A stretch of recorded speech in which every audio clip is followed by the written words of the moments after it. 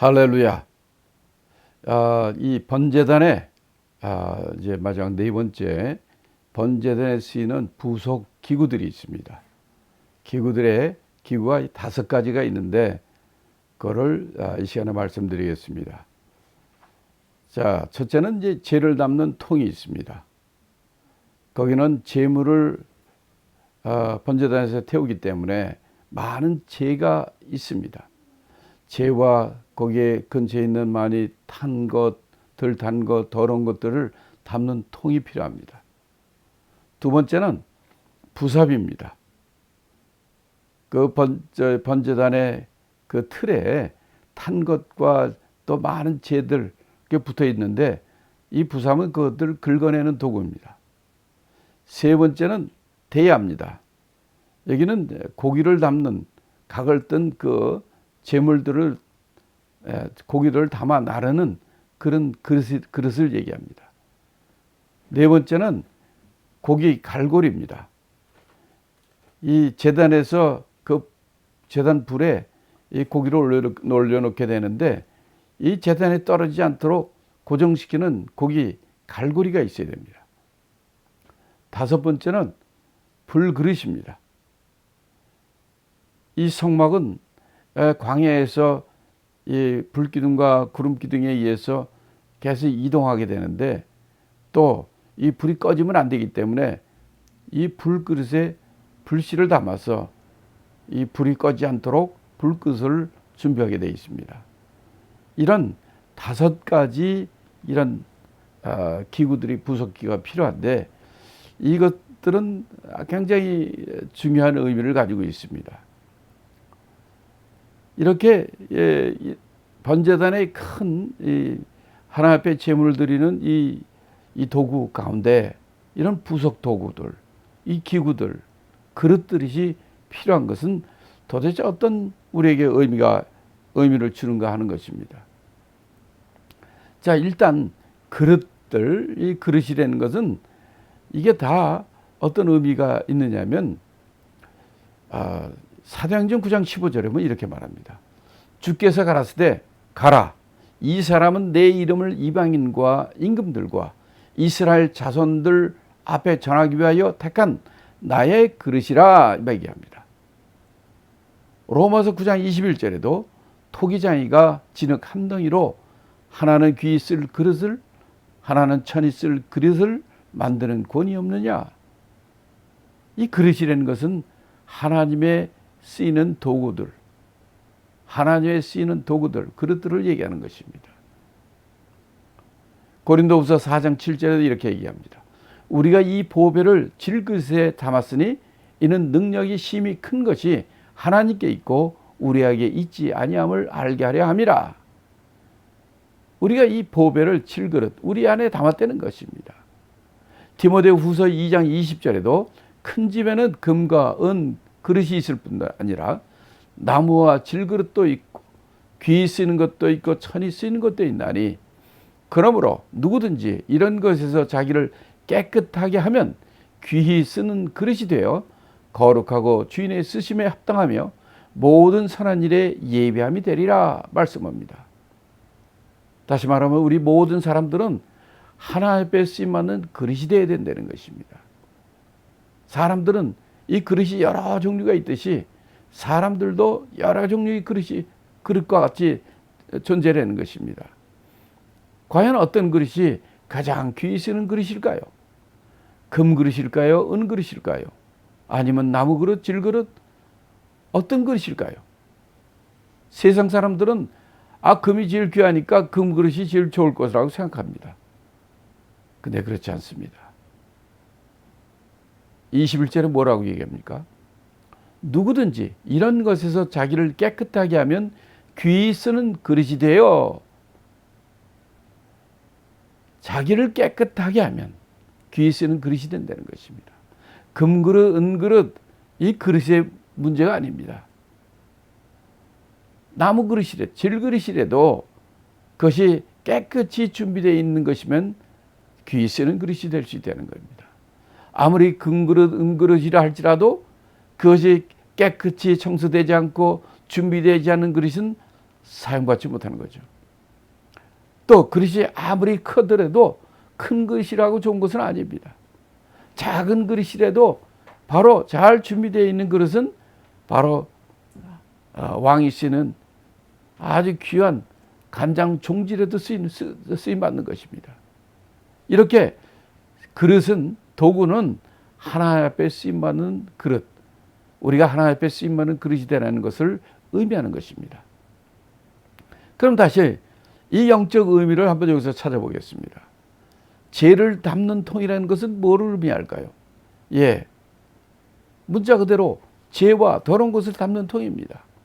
그러면 이 지금 성막 안에서는, 성막 안은 하나님이 거하는 거룩한 곳입니다.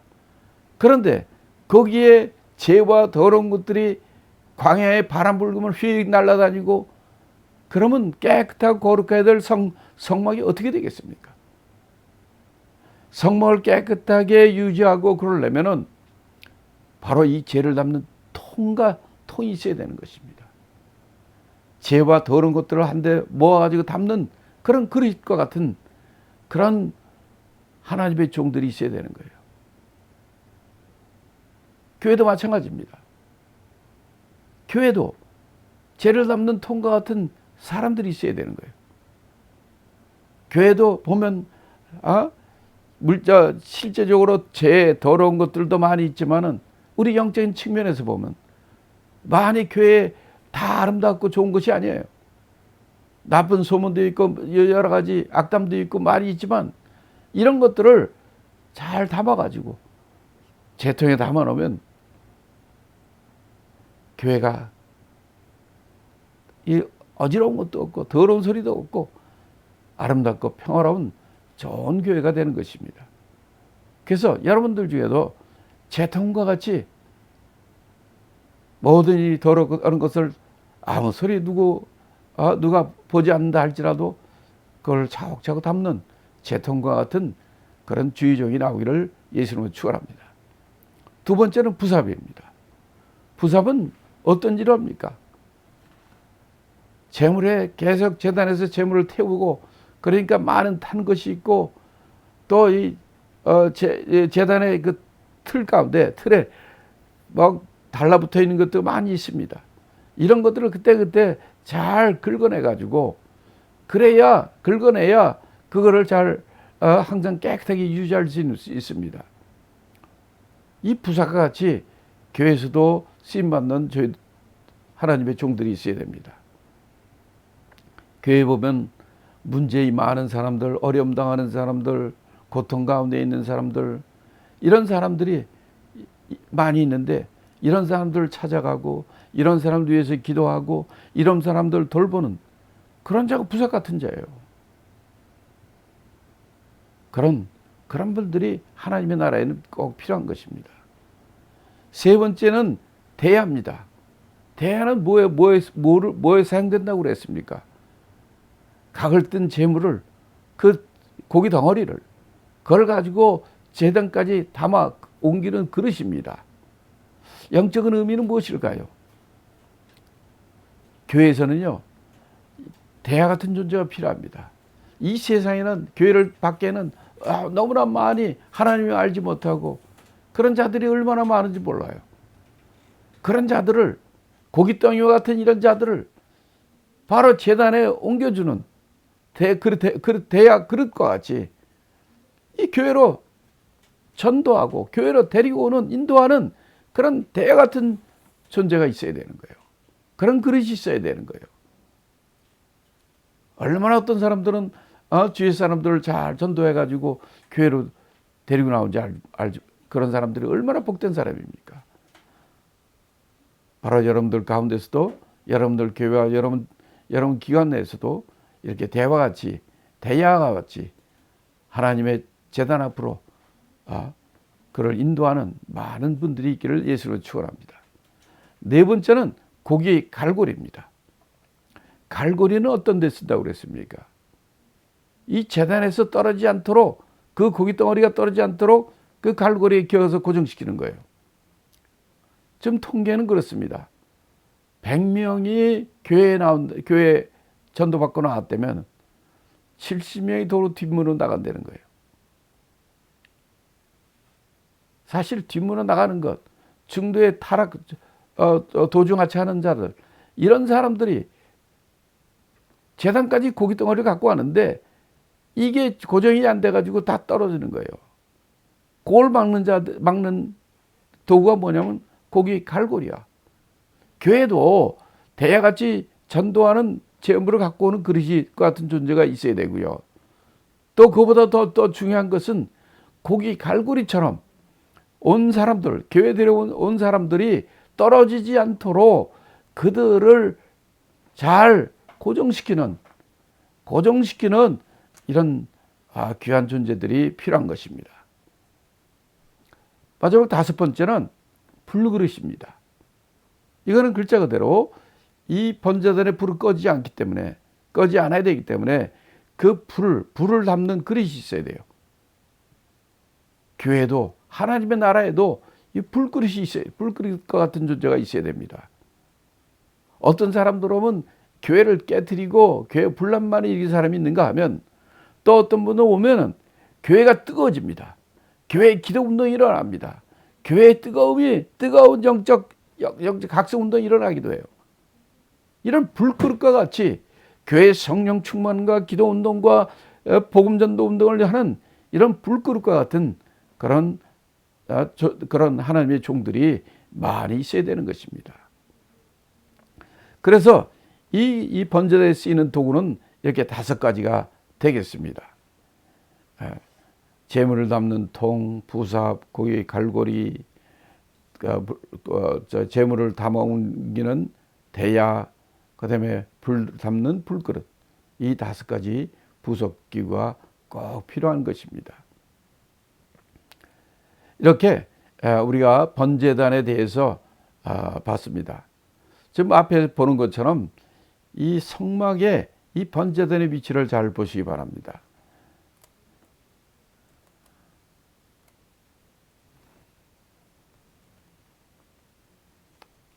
이 번제단은 우리가 지금까지 울타리와 문을 통과했고요. 그래서 이 번제단에 들어온 것입니다. 이 번제단은 이 성막 울타리 안에 문을 열고 들어오면 제일 먼저 만나는 것이 번제단입니다. 이 번제단을 통과하지 않고서는 안으로 들어갈 수가 없는 것입니다.